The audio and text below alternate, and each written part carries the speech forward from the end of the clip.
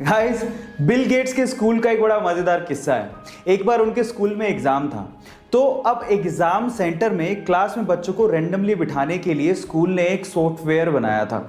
अब Bill Gates ने उस सॉफ्टवेयर को हैक कर लिया और उसमें कुछ ऐसी प्रोग्रामिंग की जिससे वो उस क्लास में जाके बैठे जहां पर सबसे ज्यादा लड़कियां हों, और जब उनका नंबर आया कि वो कौन से क्लास में बैठने वाले हैं तो वहां पर वो इकलौते लड़के थे और सारी की सारी लड़कियां थी।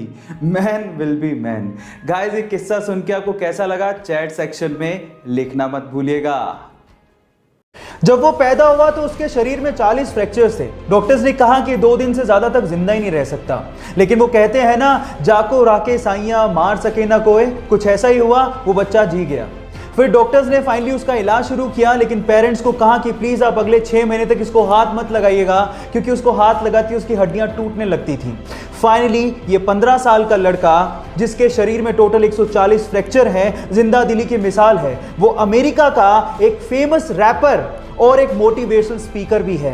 Yes, I am talking about Sparsha, जिसने एमिनेम के गाने आई एम नॉट अफ्रेड को उससे भी तेज गाकर रिकॉर्ड बना दिया, जिसको यूट्यूब पर अभी तक 14 मिलियन से ज्यादा हार्ट्स मिल चुके हैं।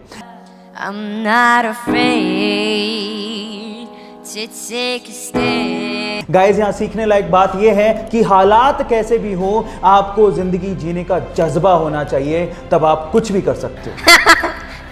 Thank you.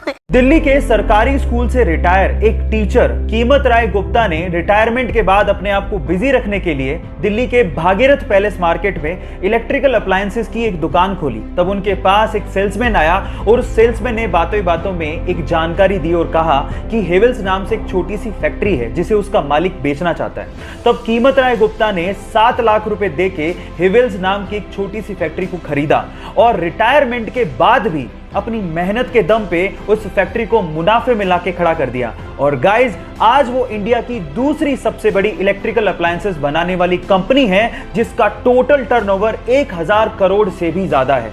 एक इंटरव्यू में कीमत राय गुप्ता जी ने कहा था कि जो इंसान मेहनत करना जानता है और जो इंसान रिस्क उठाना जानता है, उसको सफल होने में कोई रोक ही नहीं सकता। गाइस, ये चैनल मैंने बनाया ही इसलिए है ताकि हमारे आसपास कुछ अच्छा और यूनिक हो रहा हो तो मैं आप तक वो चीज़ें पहुंचा सकूं।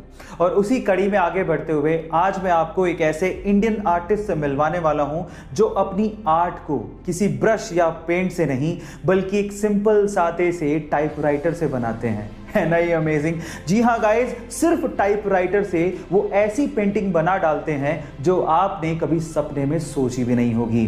मिलिए ऐसी गुरुमूर्ति से, जो कि बेंगलोर से बिलोंग करते हैं और अपनी इसी यूनिक आर्ट की वजह से वो पूरी दुनिया में पेंटर्स और आर्टिस्ट में बहुत ज्यादा फेमस भी हैं। सो गाइज, ये आर्ट और ये आर्टिस्ट आपको कैसा लगा और क्या आपको being an Indian proud feel हुआ? चैट सेक्शन में लिखना मत भूलिएगा।